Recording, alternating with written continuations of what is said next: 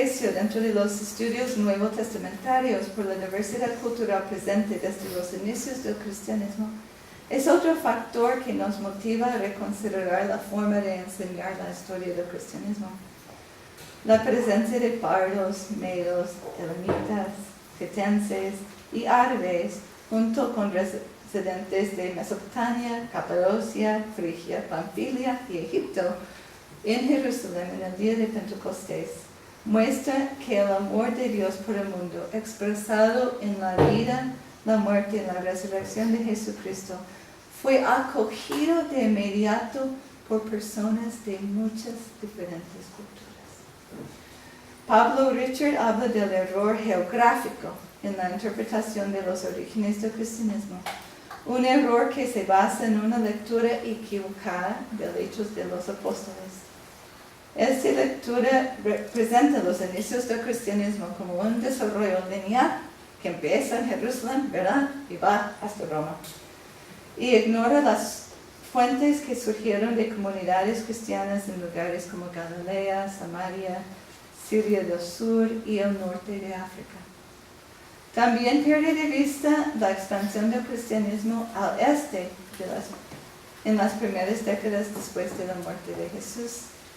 Regiones que ahora son parte de las naciones de Turquía, Irak y Irán contaban con poblaciones cristianas muy activas en la propagación del mensaje. Igual que en la actualidad, el cristianismo fue desde sus inicios un movimiento múltiple y intercultural. Pero no solo en los inicios. El cristianismo siempre ha sido diverso y ha estado presente en diversas culturas y lugares. Desde los tiempos apostólicos había comunidades cristianas en África. Aunque es imposible determinar con exactitud la procedencia del oficial real identificado como eunuco etíope en el texto de Hechos 8, su presencia en el texto indica que había personas africanas que se identificaron con el mensaje de Jesucristo en los primeros años después de su muerte. En Nubia, al sur de Egipto, existió un reino cristiano por casi 1000 años.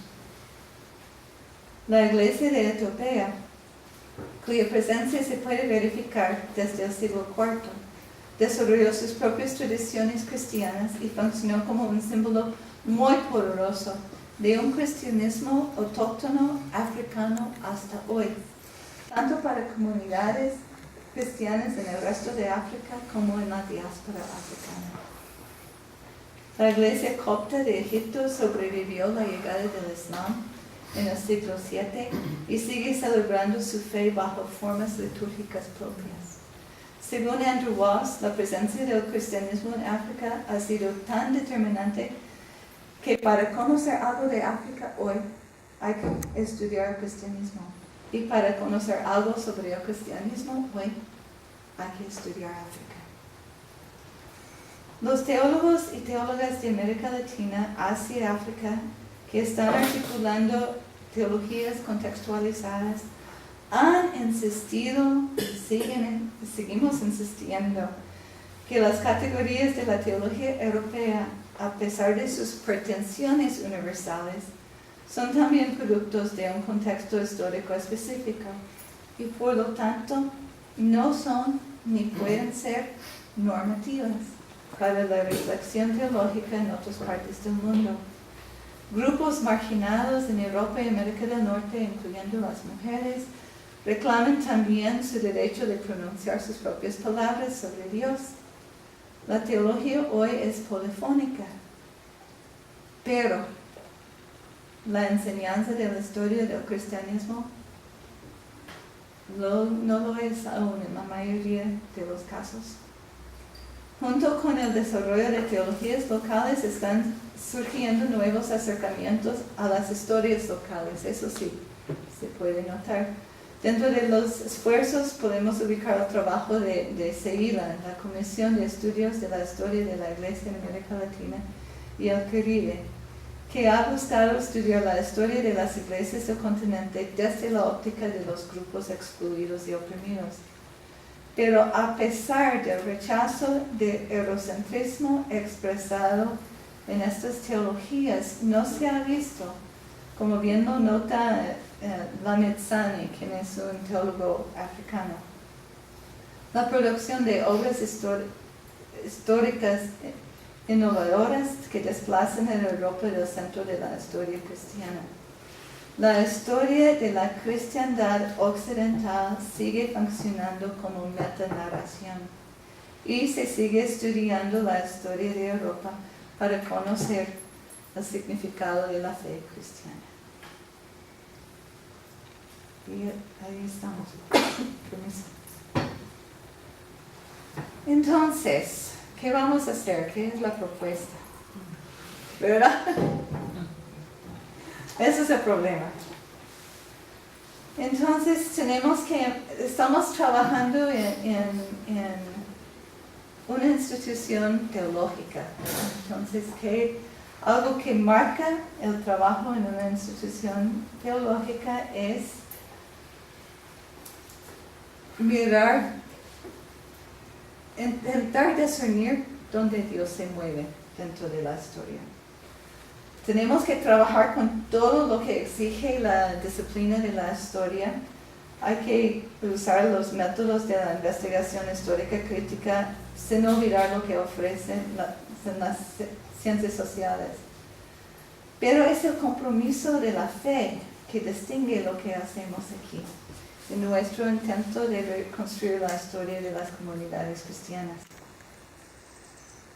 Si bien creemos que Dios mismo está implicado en la historia que narramos, debemos tener mucho cuidado.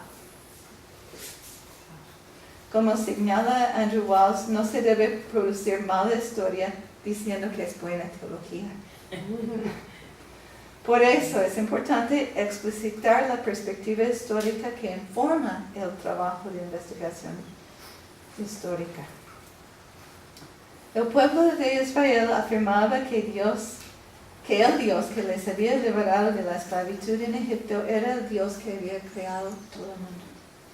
En los escritos de las escrituras hebreas y la formulación del canon, Israel ubicó su propia historia dentro de la creación de Dios.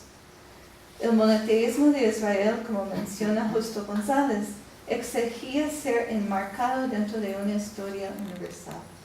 De modo similar, como historiadores del movimiento cristiano, ubicamos nuestro trabajo en el horizonte de la historia general. Pero más que eso, afirmamos que Dios actúa en toda la creación y en toda la historia. Desde sus inicios, la teología latinoamericana ha afirmado que existe una sola historia en la cual Dios se autorrevela a los seres humanos. Si existe una sola historia, no se puede restringir el actuar de Dios a un sector de la humanidad solamente, sea el pueblo de Israel o sea la iglesia cristiana. Sin embargo, la teología latinoamericana, con otras teologías de liberación, afirma hoy una direccionalidad en la revelación de Dios en la historia. El testimonio de las escrituras muestra la predilección de Dios por las personas débiles y maltratadas, las enfermas y pobres, los niños y las niñas, por todas las víctimas de la historia humana.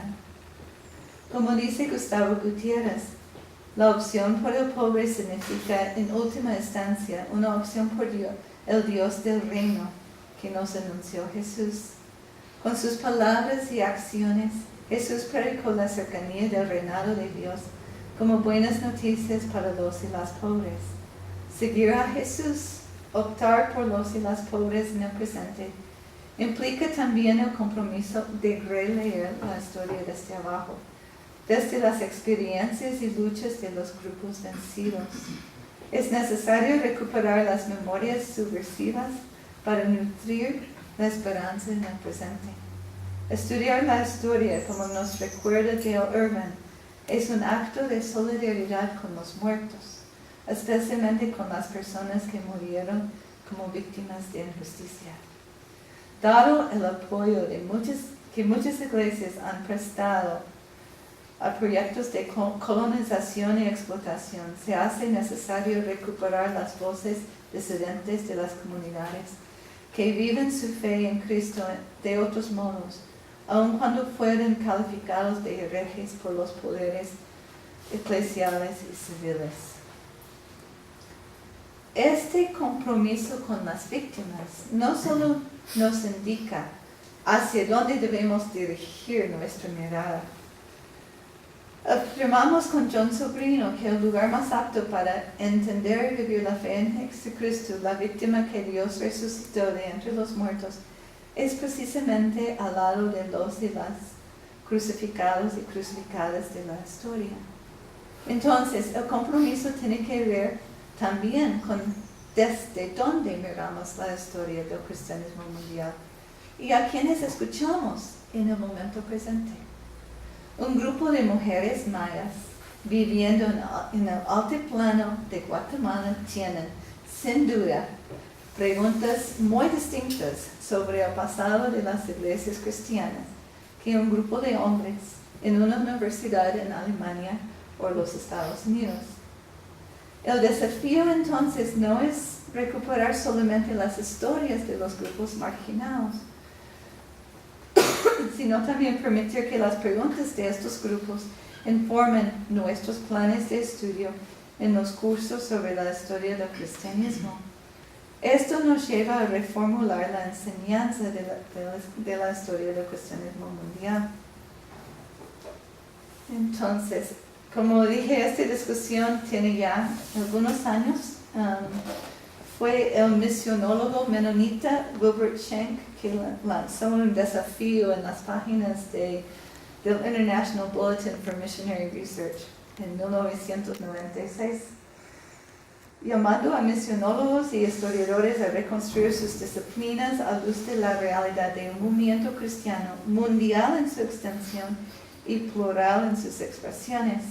Schenck señaló la necesidad de abandonar el marco de referencia que toma la experiencia de la cristiandad occidental como normativa para la historia cristiana. Entonces, en los últimos 15 años, han salido varios artículos, algunos libros que están proponiendo cómo redactar una nueva historia del cristianismo mundial. Sin embargo, miramos que los planes de estudio de la historia de la Iglesia, no solo aquí en América Latina, pero en muchos lugares, siguen reproduciendo los planes de estudio de las facultades de Europa y América del Norte. Se piensa lo que pasó aquí a convertirse en universidad, no se tocó los cursos de historia, no cambió nada la descripción de los cursos, ¿verdad? Entonces vamos a reflexionar un poco sobre el papel que juegan los cursos de historia dentro del currículo teológico. Entonces, gracias a mis compañeras y compañeros de la escuela por estar aquí. Eso creo que es una discusión muy importante de tener a nivel de escuela para el futuro, cuando vamos pensando en reformular los programas.